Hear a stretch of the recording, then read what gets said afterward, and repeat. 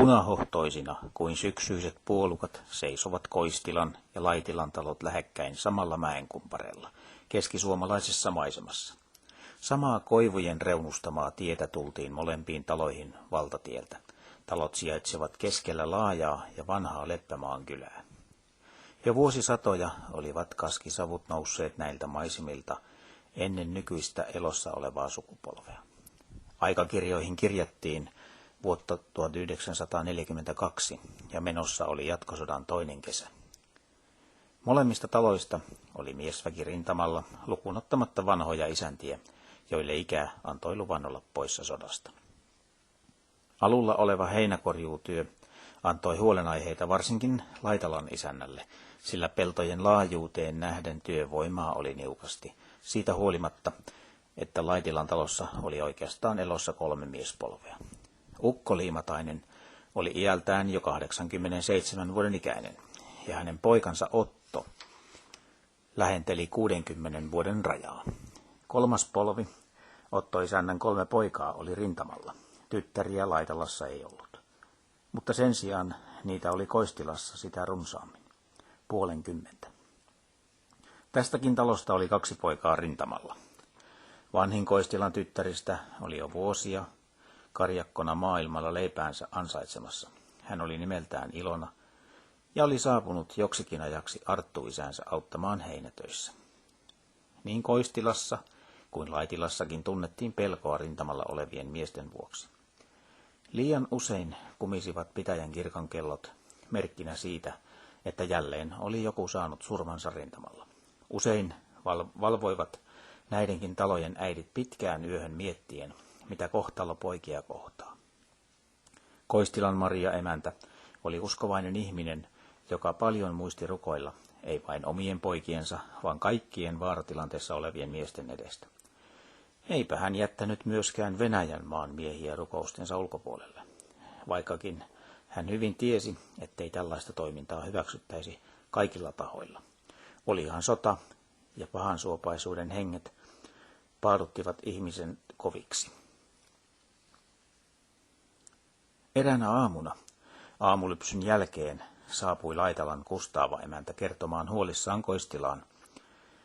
Edellisenä päivänä oli Karhumäen suunnalta saapunut tieto Veikko-nimisen pojan haavoittumisesta. Sotatoverit sieltä olivat tiedottaneet asiasta. Eivät he olleet osanneet pikimmältään muuta ilmoittaa, kuin että käsiin ja päähän oli pojalla tullut osumia granaatin räjähtäessä.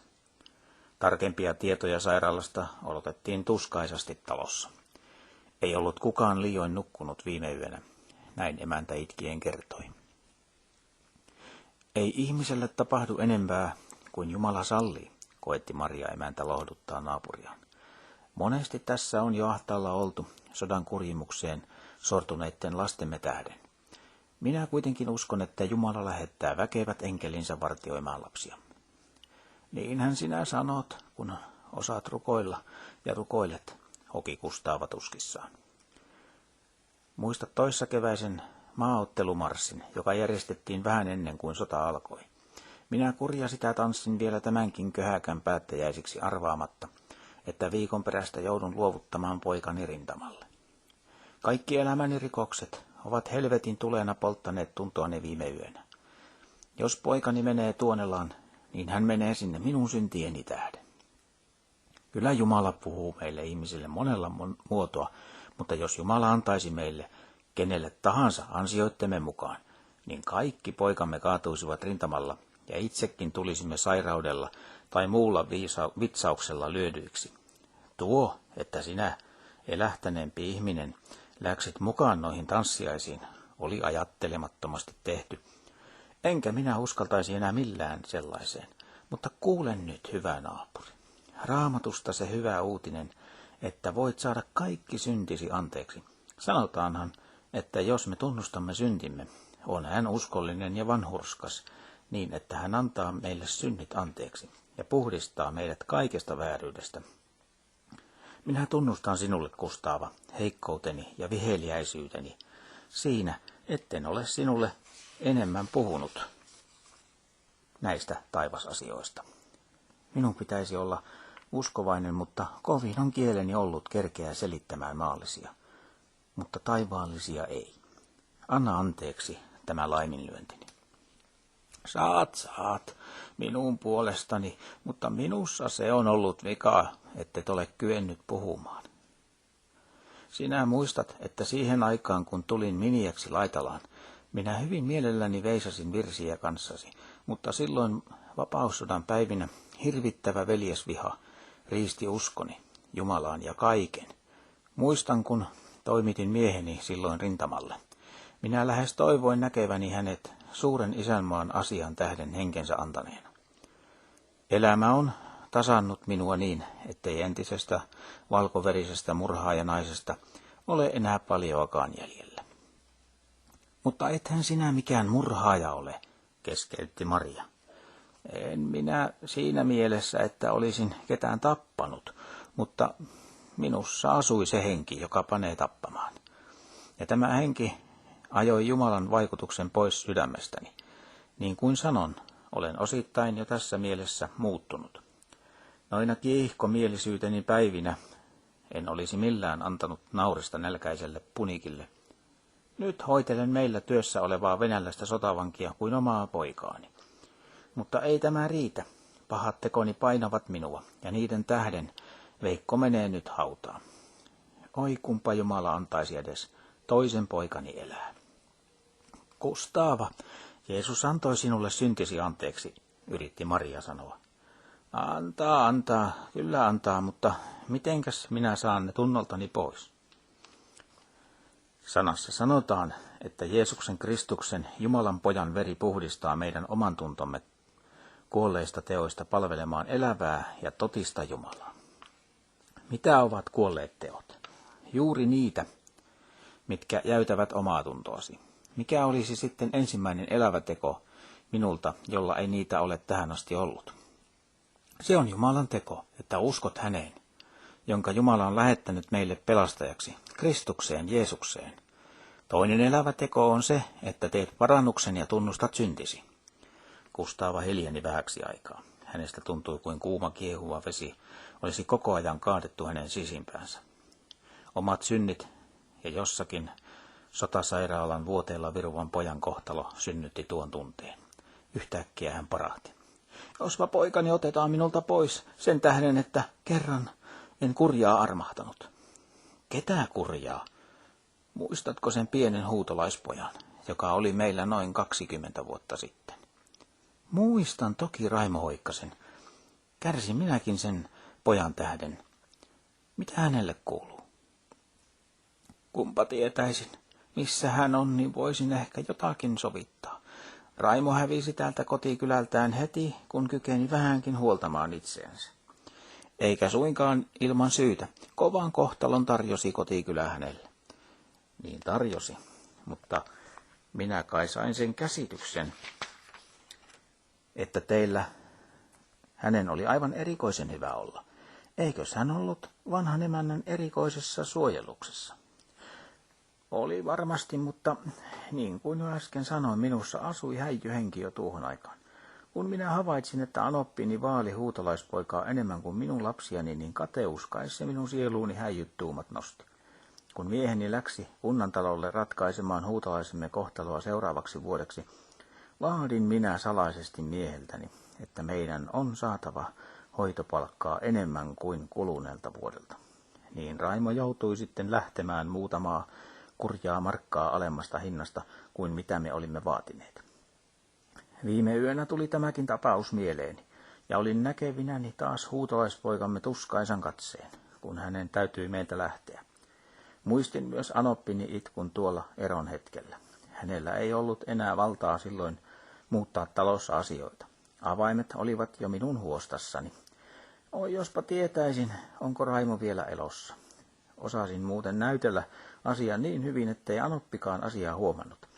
Kohtuuton kunta sai syytökset päälleen, vaikka vika oli minussa. Meillähän olisi ollut varaa pitää yksi huutolaispoika, vaikka ilman minkäänlaista korvausta.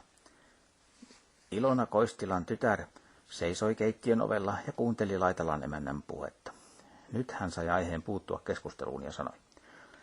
Jos Kustava täti sanoo, niin että voin kertoa jotakin Raimo Hoikkasesta. Rintamalla hän nyt on tietenkin niin kuin muutkin miehet, mutta tiedän talon, missä hän lomalla käydessään on töissä ja majailee. Siitä kai on jo aikaa reilut 10 vuotta, kun hän kotikylältään pois läksi. Pitkä on aika siitä, kun poika Rukka rippikoulun käytyään hävisi. Kerro hänestä ja anna osoite, jos vain tiedät sen, pyysi Kustaava. Viime talven olin karjakkona naapuripitäjässä Rantamatelan kylällä. Olen kuullut, että Raimo Hoikkanen on ollut tuolla kylällä töissä siitä saakka, kun mieheksi tuli. Tosin häneltä on kulunut monta vuotta armeijan leivissä, koska ehti suorittaa sotaväkensä ennen talvisotaa ja joutui sitten talvisodassa rintamalle. Ja nyt taas tähän sotaan. En ole Raimo Hoikkasta nähnyt sitten rippikoulun, mutta olen varma, että samasta miehestä on kysymys. Raimo on työmiehenä hyvässä maineessa Rantamatelassa ja sotilaana kai ihan kärkipäässä, koska poikaset ihailevat häntä. Tietääkö Ilona Raimo Hoikkasen osoitteen, keskeytti Kustaava. En tiedä, mutta minulla on mahdollisuus se hankkia. Naisten keskustelu katkesi tähän, sillä joku tuli polkupyörällä pihalle. Ilona Koistinen hänet ensimmäisenä huomasi ja huudahti. Pappi, mitä asiaa kirkkoherralla on nyt meille? Oi hyvä Jumala, tuoneeko kuolinsanomaa, hätäili Maria emäntä. Koska sotatilanne oli maassa, merkitsi papin tulo tavallisesti kuolinuutista. Eikä poikkeusta tapahtunut nytkään, sillä kuoleman sanoma mukanaan pitäjän virkaa tekevä pappi liikkui. Pirtissä vallitsi hetken kuoleman hiljaisuus. Talon nuoremmat tytöt pujahtivat keittiöön itkemään. Artturi isäntäkin havaitsi papin tulon, keskeytti niittonsa ja läksi tuskaisin ilmein pyrkimään talolta kotiin. Kirkkoherra oli jälleen saman vaikeuden edessä kuin monesti muulloinkin näinä vaikeina aikoina. Mistä alkaa keskustelu, mitä sanoa, kun varsinainen asia on aina tuskallinen asianomaisille? Kuoleman viestin kuljettaminen ei ollut helppoa. Lisäksi kaiken näköinen kiire, 2 pitäjän pappina oleminen, vaati toimittamaan asian nopeasti. Hyvää päivää, lausahti pappi ovelta. On hyvät heinäpäivät. Päivää. Hyvät on herra ilmat antanut. Kirkkoherra on hyvä ja istuu tähän keinutuoliin. Vastatessaan tulijan tervehdykseen Maria emäntä teki samalla tilaa tuolissa, käyden kädestä pitäen tervehtimässä pappia. Siihen se jo ehähti samaan toimitukseen Arttu isäntäkin pellolta. En jouda istumaan, en viipymään, sanoi pappi. On ainainen kiire. Asuuko tässä Kustaava ja Otto Liimatainen? Maria vilkaisi hätäisesti Kustaavaan ja vastasi. Ei asu, me olemme Koistisia. Tuossa on Liimataisen talo aivan vieressä. Tämä emäntä tässä on Koistilan emäntä. Juuri hän, jota kysyitte. Kustaava Liimatainen loi hätäisin katseen pappiin. Sitten hän purskahti itkemään ja sanoi. Sanokaa vain suoraan, että Veikko-niminen poikani on kuollut. Tuli hetken syvä hiljaisuus. Kuului vain Kustaavan nyyhkytys. Sitten kuului taas papin osaottavainen ääni. Te olette siis Kustaava Liimatainen. Kyllä olen. Minun on pakko ilmoittaa, että näin on tapahtunut. Karhumäen suunnalla kenttäsairaalassa on poikanne matka päättynyt vaikeisiin taistelussa saatuihin vammoihin. Suuri on uhrinne, äiti. Kustaava nousi lähteäkseen. Hän horjui kävellessään kohti ovea. Näytti siltä, kuin hän olisi kävellyt toisessa maailmassa. Kuitenkin hän jaksoi mennessään sanoa. Lähtekää, hyvä kirkkoherra, sanomaan jokin sana meidän isälle. Veikko oli mieheni lemmikki. Mitään puhumatta kirkkoherra pyörähti emännän perään. Vakavina ja itkettynein silmin solui Koistilan väki heinäpellolle. Koko iltapäivä ei puhuttu pellolla montakaan sanaa. Ei kenelläkään tehnyt mieli mennä naapureita lohduttamaan, sillä asia oli niin tuore, sanoin käsiteltäviksi. Kärsittiin hiljaa naapurin kärsimyksiä.